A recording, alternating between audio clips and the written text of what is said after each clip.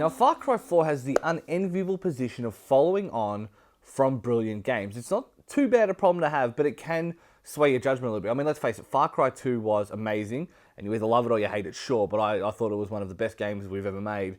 Far Cry 3 was a very competent game. Even Blood Dragon, despite some of its questionable jokes, was great. So it has a very, very tough act to follow.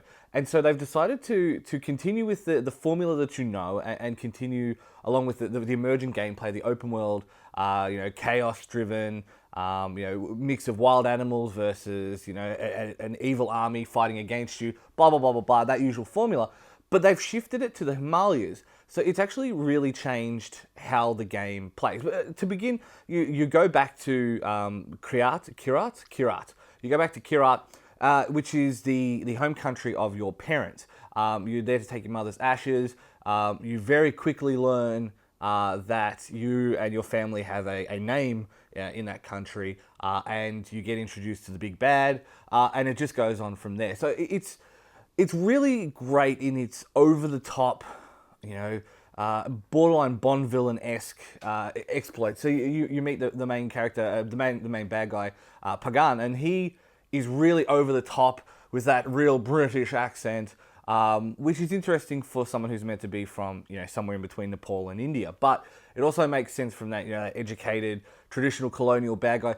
If we're going to play the tropes, they're all there. However, does it affect the gameplay in a negative way? Well, not really. There's a couple of things that do, though. The big thing is glitches. There are a few bugs that obviously in a world that size, you're expecting a couple, but I did have a couple of times where it affected my ability to continue missions, to change weapons. There was one where I had my gun stuck to auto fire, but I couldn't change my gun. It would only just automatically reload.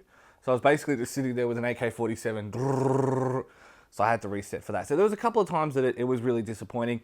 I find the game harder. Maybe on my old man reflexes are getting to me, but I found this one to be more difficult than the previous one. Whether that was by design or by just sheer nature of it, I don't know, but it's definitely a noticeable trend. There's new vehicles to traverse the terrain in.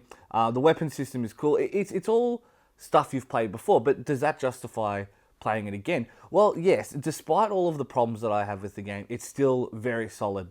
The rolling hills and mountains of the Himalayas makes a great new setting for it. I mean, it was always pretty mountainous, but this is predominantly so. The new enemies are really good, and the hunters are a great addition to the mix. You still have to play it smart when you engage in battle. You are one man. You will die if you run in guns blazing, but it's definitely a valid addition, a really good addition to the Far Cry franchise.